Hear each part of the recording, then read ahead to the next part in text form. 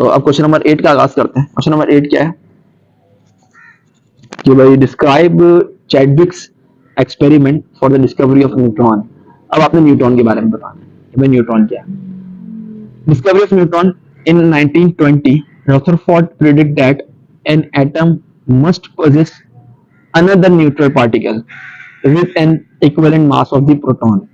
ठीक है भाई, रदरफोर्ड ने क्या प्रेडिक्ट किया था भाई, एक और पार्टिकल होगा और वो न्यूट्रल होगा, क्योंकि पॉजिटिव भी आ गया नेगेटिव भी आ गया, ये बात भी हम जान चुके हैं कि भाई एटम न्यूट्रल होता है। तो इट मीन जो तीसरी चीज होगी उसके बाद चार्ज तो नहीं होगा, लेकिन वो तीसरी चीज तो मौजूद है।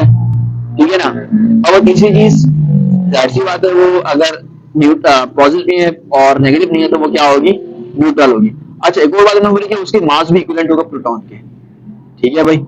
अब different scientist started working on this neutral particle later in 1932 में क्या हुआ, Chadwick become successful to discover neutron. Chadwick ने भाई काम कर दिया, न्यूट्रॉन डिस्कवर कर दिया। ठीक है। Chadwick found that when alpha particles bombarded on beryllium some penetrating radiations were given out। भाई इसने क्या किया, उसने जो है वो बम्बार्टमेंट करी अल्फा पार्टिकल्स की। ठीक है, किस पे करी, बेरिलियम पे करी। तो उससे क्या हुआ, some penetrating radiations were given out. Penetrating radiations जो होती है वो गिवन आउट, बाहर निकलना शुरू हो गए उसमें से। ठीक है भाई। Chadwick suggest that these radiations were due to the material particle which with a mass comparable to hydrogen atoms but have no charge। ठीक है भाई, हुआ क्या, तो उसने ये सजेस्ट किया कि जो रेडिएशन निकल रही है ये मटेरियल पार्टिकल की है। ठीक है ना। और इसका जो मास होगा ये हाइड्रोजन एटम के बराबर होगा, जो भी हाइड्रोजन एटम है हमारे पास, और उसका जो चार्ज होगा वो नहीं होगा, जीरो चार्ज होगा। These radiation particles are called neutron. और ये जो हमारे पास रेडिएशन निकली थी वो न्यूट्रॉन की निकली थी। It can be expressed in equation as follows। ये हमारे पास जो है वो नीचे थोड़ी सी वो आ गई है। अब अल्फा पार्टिकल हमारे पास क्या था, हीलियम था। बेसिकली हीलियम की बॉम्बार्डमेंट करी थी किस पे, बेरिलियम पे। और जैसे ही इसने हिट किया तो हमारे पास कार्बन बना। ठीक है ना। क्योंकि रिएक्शन हो गया, रिएक्शन होने के बाद जो है वो कार्बन बन गया। कार्बन जैसे ही बना उसके साथ एक और हमारे पास रेडिएशन निकली जिसका कोई मास था लेकिन कोई वो नहीं था, अपना चार्ज नहीं था। उसको हमने N01 से डिस्क्राइब किया। ठीक है, मैं एक दफा फिर समझा देता हूँ। अच्छा, एक और चीज, एक और पॉइंट है वो पढ़ के फिर दोबारा एक दफा रिकॉल कर दूंगा इसको, न्यूट्रॉन को। The neutron is a fundamental pen a particle होगा of an atom present in a nucleus with protons and includes in atomic mass. अच्छा भाई, न्यूट्रॉन जो है वो फंडामेंटल पार्टिकल है एटम के, इस तरह इलेक्ट्रॉन और प्रोटॉन थे, और ये जो है वो न्यूक्लियस के अंदर होते हैं प्रोटॉन के साथ, और जो है वो एटॉमिक मास में इनका शुमार किया जाता है। एटॉमिक मास क्या होता है हमारे पास, number of proton plus the number of neutron, और इन दोनों को सम अप करेंगे हमारे पास एटॉमिक मास आ जाएगा। अच्छा, अगेन मैं न्यूट्रॉन को थोड़ा सा बता देता हूँ दोबारा से कि न्यूट्रॉन में हमने किया क्या, एक्सपेरिमेंट किया था हमने। बेरिलियम जो है एक बेसिकली एलिमेंट है जिसका एटॉमिक नंबर 4 है और एटॉमिक मास उसका 8 है। ठीक है, उसके हमने एक शील्ड बनाई, पतली सी फॉइल बनाई हमने उसकी, बहुत पतली सी। ठीक है, जिस तरह गोल्ड फॉइल होती है या जिस तरह से एल्यूमिनियम फॉइल होती है जो हम खाने के ऊपर लगाते हैं अक्सर।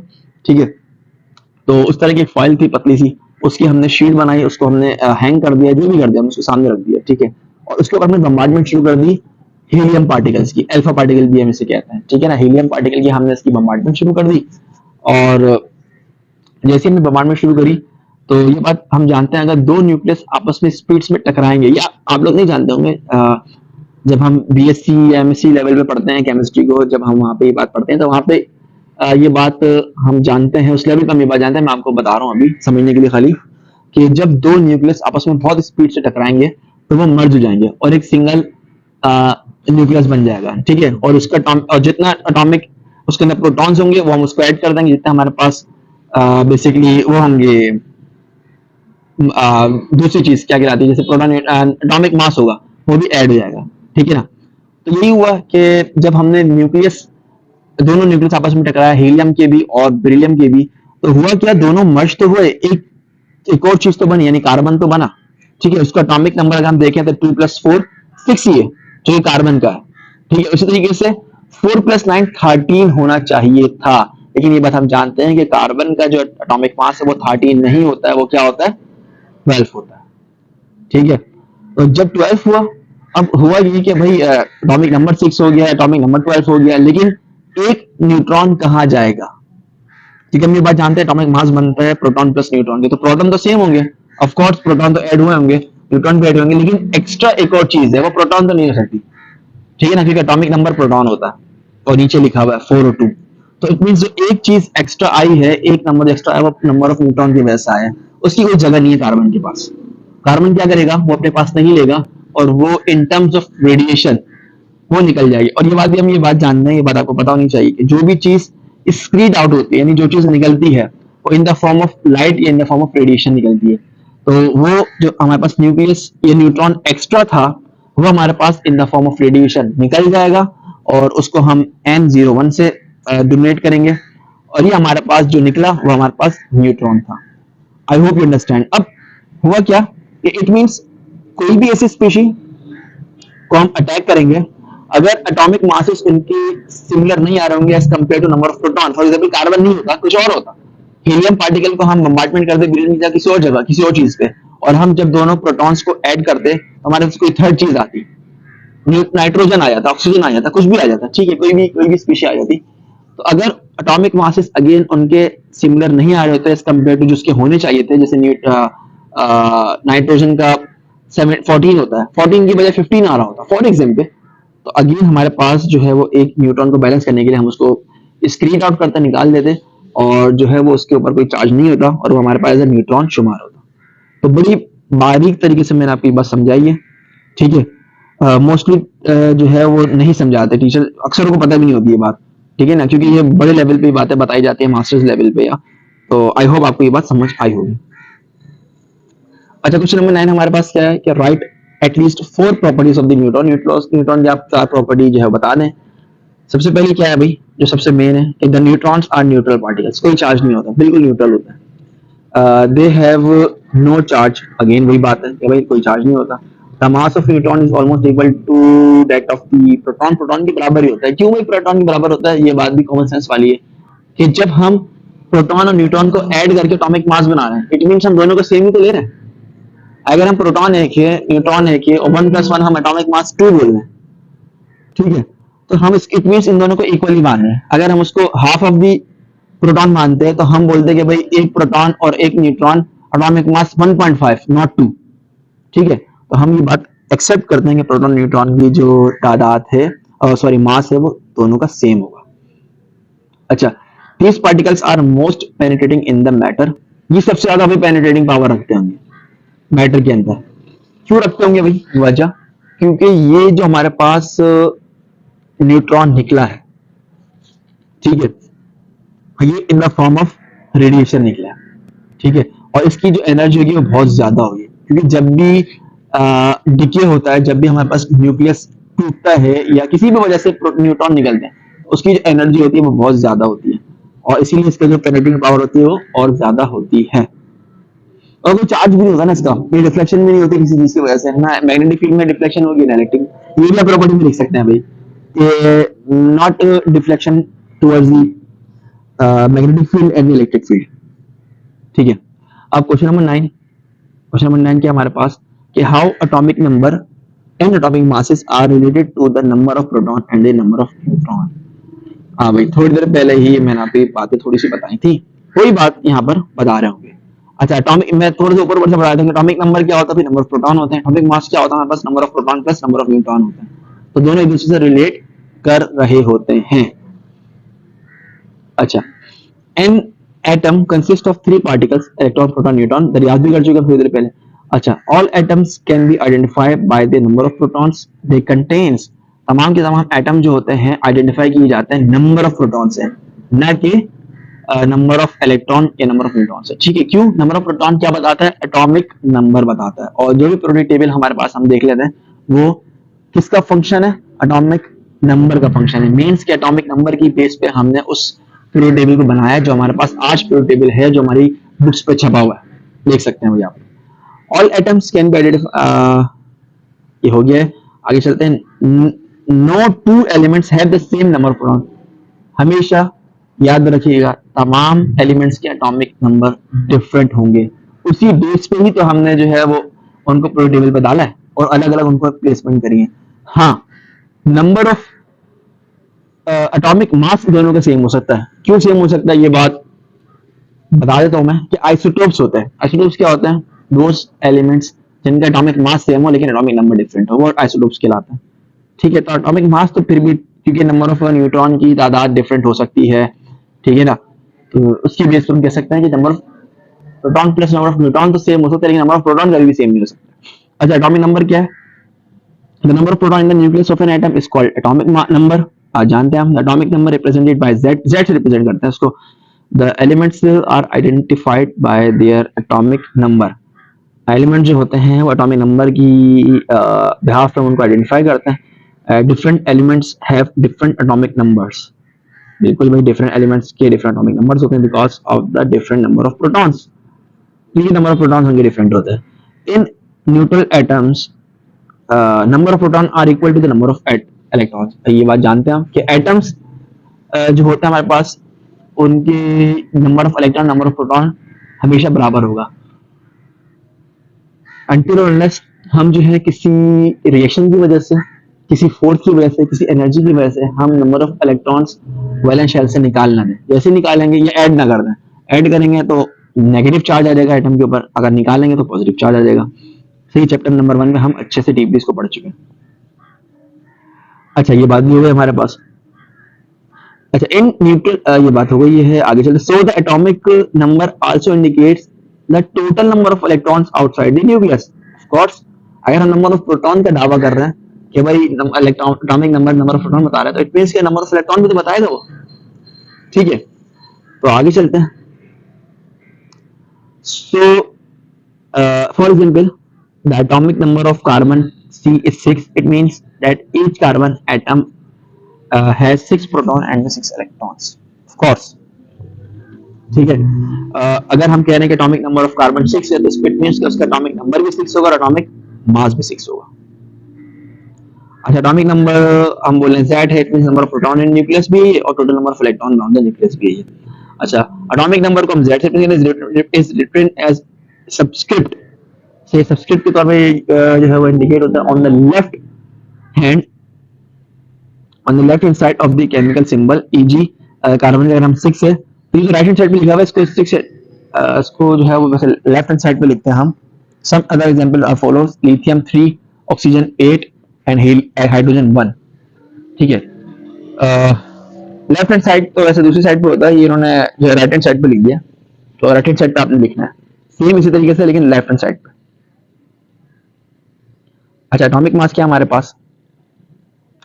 एटॉमिक मास है the total sum of proton and neutrons in the nucleus of an atom is called the mass number. Total sum अगर हम प्रोटॉन और न्यूट्रॉन का करेंगे तो हमारे पास जो भी चीज आएगी वो मास नंबर होगी। The mass number represents by A से हम इसको रिप्रेजेंट करते हैं। For example, the mass number A is written as a subscript of on the left hand side of the chemical symbol. इस तरीके से बस यहाँ लिखा हुआ। सोडियम का जो 23 है वो बेसिकली इसका मास नंबर है। ठीक है, अच्छा, मास नंबर ए क्या होगा? Number of proton Z plus number of neutrons यानी N। या हम ये भी कह सकते हैं कि मास नंबर बराबर होता है A is equals to Z plus N। और अगर हमें नंबर ऑफ न्यूट्रॉन्स निकालने तो हम किस तरीके से निकालेंगे कि Z को हम उस तरफ भेजेंगे तो बन जाएगा क्या? N बराबर हो गया A माइनस Z। इस तरह हम न्यूट्रॉन भी निकाल सकते हैं। इट मींस अगर हमें इलेक्ट्रॉन और प्रोटॉन पता तो न्यूट्रॉन निकाल लेंगे, न्यूट्रॉन और प्रोटॉन पता है तो हम इलेक्ट्रॉन निकाल लेंगे एंड सो ऑन। अच्छा जी, क्वेश्चन नंबर 11 क्या है? If all atoms have the same fundamental particles then why the atoms of one element different from the atoms of the another element. भाई फंडामेंटल पार्टिकल तो सबके same ही है ना, तो एक एलिमेंट से दूसरे एलिमेंट की जो डिफरेंट क्यों है? ठीक है, यह एक और सवाल है कि how does an atom of carbon is different from an atom of the nitrogen. किस तरीके से भाई हमारे पास जो है वो atom of carbon atom of nitrogen जो है वो डिफरेंट है, तो उनकी प्रॉपर्टीज डिफरेंट है। ठीक है, देख लेते हैं normally the number of electrons is equal to the number of protons. ये बात हम जानते हैं कि number of electron number of proton are same है, which makes atoms electrically neutral हो जाता है ये। The number of proton in an atom is defining feature of an atom. Number of proton जो है भाई, ये बात हम पहले भी जान चुके हैं, पहले भी पढ़ा था कि नंबर ऑफ इलेक्ट्रॉन जो है वो तो डिफाइनिंग आपके पास है। डिफाइनिंग इस तरीके से कि नंबर ऑफ प्रोटॉन ही जो है वो डिसाइड करता है कि आपके पास एटम कौन सा होगा। 6 है तो कार्बन है, 7 है तो नाइट्रोजन है, 8 है तो ऑक्सीजन है। ठीक है, कोई इसमें शक की बात ही नहीं है, डिफाइनिंग प्रॉपर्टी है वो तो। ठीक है, it's what makes one element different from other, जो ये बात बताई मैंने। ठीक है, जिसकी वजह से जो हमारा एटम डिफरेंट होता है एक दूसरे से। The number of protons in an atom is called its atomic number. अभी पढ़ा था कि नंबर ऑफ प्रोटॉन जो है वो एटॉमिक नंबर होता है। The number of proton in an atom determines what element we have. Number of proton ही बता रहा होता है कि भाई हमारे पास जो है वो चीज क्या है, प्रॉपर्टी क्या है, एलिमेंट क्या है। ठीक है, for instance nitrogen has 7 proton and carbon has 6। तो उन्होंने बेसिकली घुमा फिरा के यही बात बताई है कि भाई हम on the basis of proton, number of proton, हम बता रहे होते हैं कि भाई स्पीशी क्या चीज है, एलिमेंट्स क्या है। ठीक है, ऑल्दो प्रोटॉन की जो प्रॉपर्टी होती है वो तो सबकी सेम होगी, इलेक्ट्रॉन की प्रॉपर्टी सबकी सेम होगी, न्यूट्रॉन की प्रॉपर्टी सबकी सेम होगी, लेकिन तादाद, क्वांटिटी ऑफ द प्रोटॉन, उसकी वजह से जो है हमारे पास जो स्पीशीज होंगी वो डिफरेंट होगी। यानी हमारे पास जो बेसिक जवाब है इसका वो यही है कि भाई ठीक है, प्रोटॉन तो हमने बोला सबका सेम होगा, सबकी पास सेम नेचर का प्रोटॉन होगा। ठीक है, फॉर एग्जाम्पल हमारे, हम सब मुसलमान हैं, ठीक है, हम सबके पास जो है वो ईमान है। ईमान की दौलत किस चीज की है, इस्लाम की है, सही है ना। लेकिन किसी के पास ज्यादा ईमान है, इस्लाम है, मतलब ज्यादा प्रैक्टिस करता है, और किसी के पास जो है वो कम है। उसकी बेसिस पे जो है हम डिसाइड करते हैं कि भाई ये ज्यादा मुत्तकी है, ये ज्यादा परहेजगार है, ये ज्यादा मुसलमान है, या इस मुसलमान तो नहीं कहेंगे, ये ज्यादा जो है वो दीनी बंदा है, समझ लें। और जो कम प्रैक्टिस कर रहा होता है, जिसके पास कम नॉलेज होती है, कम चीजें होती हैं, उसको हम कहते हैं भाई ये कम दीनी बंदा है। तो सेम कहानी प्रोटॉन के साथ भी है, या इलेक्ट्रॉन्स के साथ भी है, एलिमेंट्स के साथ भी है। ठीक है, अच्छा, क्वेश्चन नंबर 12 हमारे पास क्या है, what do you know any element which has no neutrons in its atom। बिल्कुल, क्या आप जानते हैं? Of course जानते हैं या नहीं जानते हैं? There is only one stable atom that does not have neutrons। एक stable atom है भाई, ठीक है। It is an isotope of the element hydrogen called protium। और ये क्या है भाई, isotope of the hydrogen है which is called protium. Protium, hydrogen की वजह से 3 आइसोटोप्स होते हैं, प्रोटियम, ड्यूटियम और एक और होता है मेरे ख्याल है ट्रिटियम, तीसरा आता है। ठीक है, जो आपके पास प्रोटियम होता है, जो नॉर्मल हाइड्रोजन हमारे पास जो HCl में यूज हो रहा होता है, या H2SO4 में यूज हो रहा होता है, जो भी एसिड में यूज हो रहा होता है, उसके पास प्रोटॉन नहीं होता, उसके पास न्यूट्रॉन नहीं होता। ठीक है, protium which contains a single proton and a single electron, उसके पास एक ही इलेक्ट्रॉन और एक ही प्रोटॉन है। ठीक है, and it is the simplest atom, ये सबसे सिंपलेस्ट एटम है। All other stable atoms contains सब नंबर ऑफ न्यूट्रॉन्स। और जो हमारे पास इसके अलावा जितने भी बेसिकली हमारे पास न्यूट्रॉन्स होंगे, या सॉरी एटम्स होंगे, उन तमाम के पास न्यूट्रॉन्स तो लाजमी होगा। ठीक है, क्वेश्चन नंबर 3 पे आ जाए कि what are the radioactive elements. Radioactive elements कौन से होते हैं? Radioactive elements are unstable isotopes that release subatomic particles और energy as they decay. Radioactive elements कौन से होते हैं भाई, जो कि अनस्टेबल आइसोटोप्स से होते हैं। वो आइसोटोप्स क्या होता है, जिन ऐसे एलिमेंट जिनके नंबर ऑफ न्यूट्रॉन्स डिफरेंट होते हैं, सही है ना। जैसे हमारे पास कार्बन है, कार्बन के 2 आइसोटोप्स हैं, कार्बन 12 एंड कार्बन 13। कार्बन 12 जो होता है उसके पास 6 ही न्यूट्रॉन होते हैं और 6 प्रोटॉन होता है, दोनों ऐड करके 12 बन जाता है। लेकिन कार्बन 13 जिसका एटॉमिक नंबर 13 है, ठीक है, तो उसके पास नंबर ऑफ न्यूट्रॉन 8 होंगे, सॉरी 7 होंगे, और नंबर ऑफ प्रोटॉन तो 6 रहेंगे ही रहेंगे, वो तो चेंज हो ही नहीं सकते ना। तो वो आइसोटोप बन गया। तो ऐसे आइसोटोप अगर नंबर ऑफ न्यूट्रॉन की तादाद बहुत ज्यादा हो जाए, ठीक है ना, जैसे यहाँ पर तो एक ही ज्यादा था ना, लेकिन हमारे पास जो हैवी पार्टिकल्स होते हैं जैसे यूरेनियम, रेडियम, ठीक है, यूरेनियम जो है हम ये बात जानते हैं कि वो तो उसमें एटॉमिक पावर में यूज होता है, तो इसी वजह से यूज होता है क्योंकि वो जो है वो रेडियोएक्टिव एलिमेंट है और वो डिके करता है वक्त के साथ साथ ना, मतलब अल्फा पार्टिकल्स या सॉरी गैमा पार्टिकल्स डिके करता है। तो सेम चीज यही है, ठीक है। जो हैवी पार्टिकल्स होते हैं जिनके पास, जिनके नंबर ऑफ न्यूट्रॉन्स बहुत ज्यादा होते हैं जितने होने चाहिए उसके मुकाबले में, तो वो जो आपके पास जो आइसोटोप्स हैं वो अनस्टेबल होते हैं। और वो रिलीज करते हैं सब एटॉमिक पार्टिकल्स, यानी कि वो जब डिके कर जाते हैं, टूट जाते हैं, तो वो सब एटॉमिक पार्टिकल्स यानी दूसरे एलिमेंट्स जिनका एटॉमिक नंबर दूसरे एलिमेंट की तरह होता होगा, एटॉमिक नंबर एटॉमिक मास दूसरे एलिमेंट के बराबर होता होगा, फॉर एग्जांपल हीलियम के बराबर होता होगा, तो वो बहुत सारे ऐसे पार्टिकल्स जनरेट करते हैं जब वो टूटते हैं, यानी एक न्यूक्लियस से बहुत सारे न्यूक्लियस बनते हैं, और इसके साथ साथ एनर्जी भी रिलीज होती है जिसको हम गैमा एनर्जी कहते हैं। ठीक है ना, इसमें लिखी भी नहीं बात, लेकिन मैं बता रहा हूँ, उसको हम गैमा एनर्जी कहते हैं। इसकी एनर्जी बहुत ज्यादा होती है, इसकी पेनिट्रेशन पावर बहुत ज्यादा होती है, एक्स रे से भी ज्यादा एनर्जी होती है उसकी, जैसे जब वो टिके होता है, ठीक है, मतलब टूटना, थोड़ी देर पहले मैं बताया था। फॉर एग्जाम्पल यूरेनियम, थोड़ी देर पहले बताया था, रेडियम या पोलोनियम।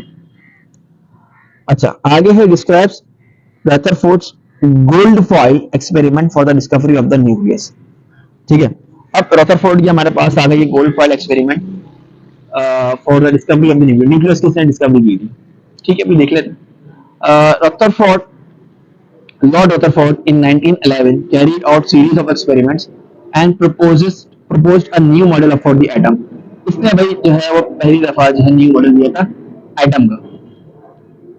एक्सपेरिमेंट क्या है हमारे पास, Rutherford took a thin sheet of the gold and bombarded it with the alpha particles obtained from the radioactive elements like polonium.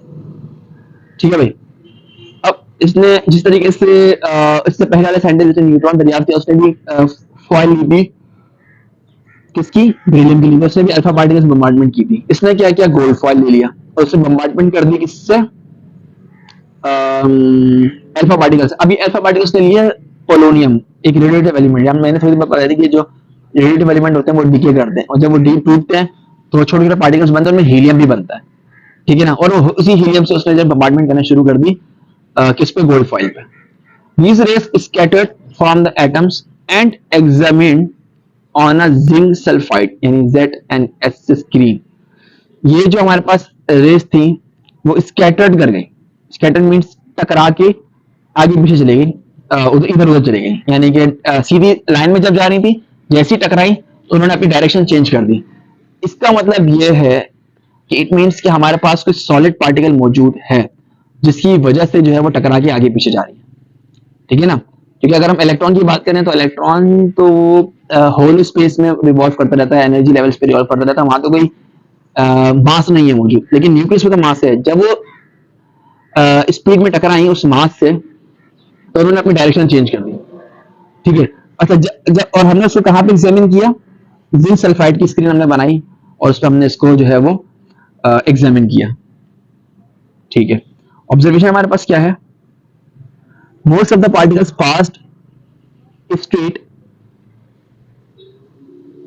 and undeflected through the shield and produce illumination on the zinc sulfide screen। ठीक है, ज्यादातर जो हमारे पास alpha particles थे वो बिना टकराए निकल गए थे, सही है, अनडिफ्लेक्टेड थ्रू आउट, जैसे ही वो स्पीड में गए अनडिफ्लेक्टेड वो आगे चले गए। और हमने देखा जो ZN स्क्रीन बनी हुई थी, हमारे पास जिंक सल्फाइड की स्क्रीन बनी हुई थी, उस पर आगे टकरा गए और टकराया तो वहां पे इल्यूमिनेशन यानी रोशनी जाना शुरू हो गई, रोशनी चमकना शुरू हो गई।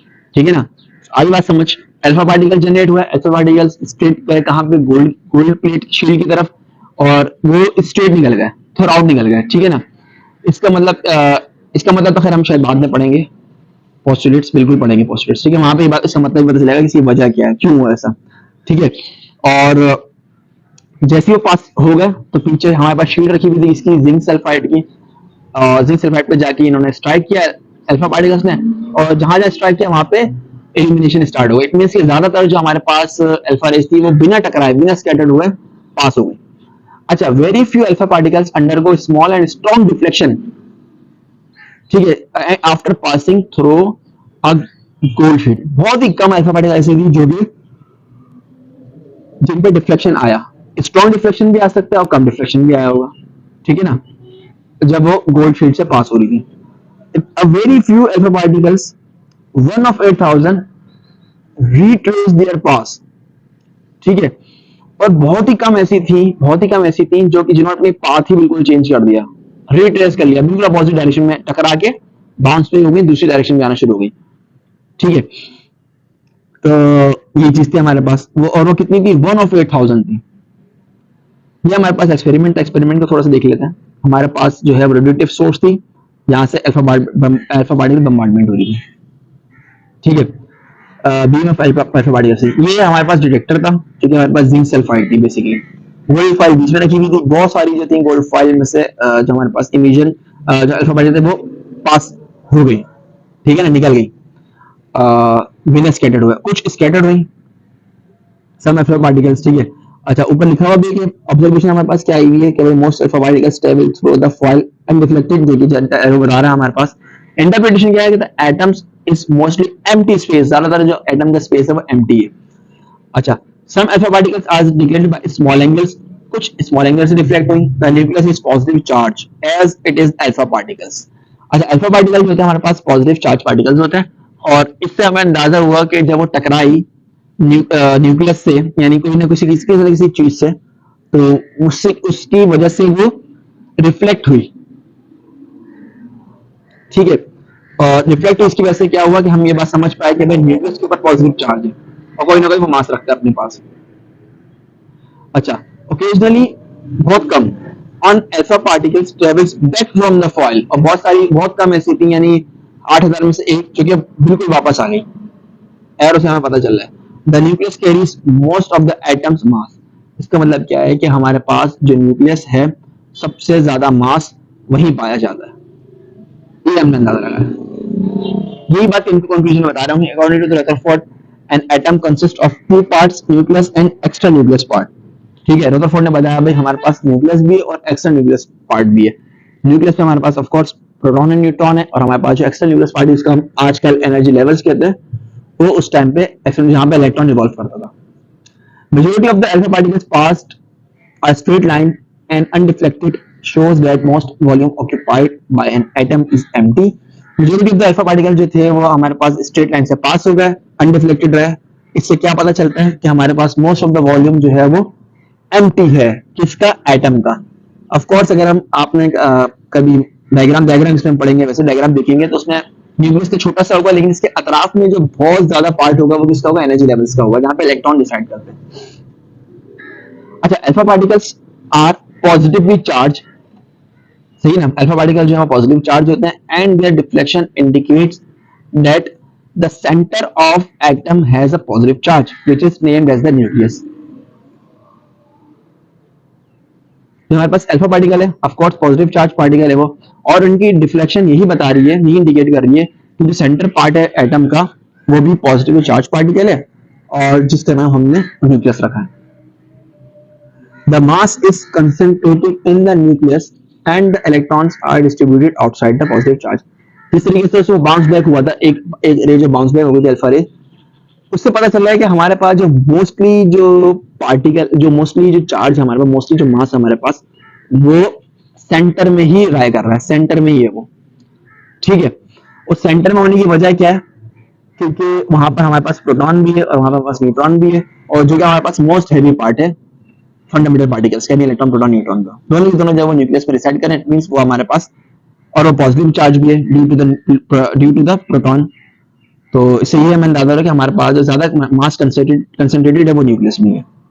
अच्छा, the electrons are revolving around the nucleus in extra nuclear part in the orbit. अच्छा जी, मजे की बात, और ये बात क्यों बताई उसने, ये भी बड़े मजे की बात है कि भाई इलेक्ट्रॉन जो होते हैं वो रिवॉल्विंग करें around the nucleus in the extra nuclear part. क्यों उसने ऐसा बोला कि रिवॉल्विंग कर रहे हैं, वजह क्या है इसकी? वो ये भी बोल सकता था कि भाई इलेक्ट्रॉन तो है, लेकिन जो है वो हमारे पास जस्ट जो है वो अटैच है, रुके हुए। उसने बोला कि जब हमारे पास अल्फा पार्टिकल्स गई थी, पास हो गई थी, कहां से, होलो स्पेस में से। अब ये बात हम जानते हैं, होलो स्पेस में इलेक्ट्रॉन तो थे, लेकिन वो इलेक्ट्रॉन से टकराई नहीं। क्यों नहीं टकराई? क्योंकि जो इलेक्ट्रॉन थे वो इलेक्ट्रॉनिक क्लाउड की शक्ल में पूरे स्पेस को घेरे हुए थे, पूरे जो आपके पास एनर्जी लेवल्स को घेरे हुए होते हैं, ठीक है। इट मींस कि वो किसी भी पर्टिकुलर इलेक्ट्रॉन को नहीं टकराई, जिसकी वजह से वहां पे कोई डिफ्लेक्शन, छोटी सी भी डिफ्लेक्शन नहीं हुई due to the negative. Electron भी तो नेगेटिव चार्ज रखते हैं, डिफ्लेक्शन हो सकती है उनकी वजह से, लेकिन वो जो है वो इलेक्ट्रॉनिक क्लाउड की शक्ल में जो है वो रहते हैं, इलेक्ट्रॉन्स मूव कर रहे होते हैं, और मूवमेंट की वजह से वो जो हमारे पास होमोजीनियस चार्ज जो होता है बेसिकली हमारे पास जनरेट होता है, होमोजेनियस मींस यकसा, एक जैसा चार्ज होता है, जिसकी वजह से हमारे पास जो है वो डिफ्लेक्शन नहीं आई। इसीलिए उसने बोला है कि इलेक्ट्रॉन जो होते हैं वो बहुत स्पीड में मूव कर रहे होते हैं आउटसाइड द शेल, यानी आउटसाइड द न्यूक्लियस, यानी एक्स्ट्रा न्यूक्लियर पार्ट पे। ठीक है, ये कंक्लूजन था हमारे पास रदरफोर्ड गोल्डफाइल एक्सपेरिमेंट का। ठीक है, ये हमारे पास बीम ऑफ अल्फा, हमारा बीम ऑफ अल्फा थी पॉजिटिवली चार्ज पार्टिकल थी। ठीक है, जो कि पास्ट अवे हो गई, पास्ट अवे हो गई। आप देख सकते हैं हमारे पास जो है वो न्यूक्लियस थे, इलेक्ट्रॉन थे बेसिकली, ये जो नेगेटिव चार्ज पार्टिकल है, और ये किस तरीके से जो है वो निकल गई हमारे पास। ठीक है ना, majority of the alpha rays थी वो हमारे पास। अच्छा, डिफ्लेक्टेड हमारे पास जो थी वो न्यूक्लियस के पास गई। ठीक है, और न्यूक्लियस के पास से गुजरते हुए उन्होंने, क्योंकि पॉजिटिव चार्ज था, वो हल्का से डिफ्लेक्ट हो गई, वेरी फ्यू। ठीक है, और बाउंस बैक वाली कौन सी थी, जो डायरेक्ट न्यूक्लियस पे टकराई, और न्यूक्लियस पे टकराने के बाद जो है वो न्यूक्लियस पे टकराने के बाद जो है वो बाउंस बैक हो गई टुवर्ड्स जहां से वो आई थी उसी डायरेक्शन में। तो ये हमारे पास जो है ये बनानी पड़ेगी डायग्राम, अगर हमसे ये सवाल आया पेपर में, ये लाजमी आता है। Chapter number 3 is most important chapter. ठीक है ना, ये तमाम चीजें आपने देखनी है।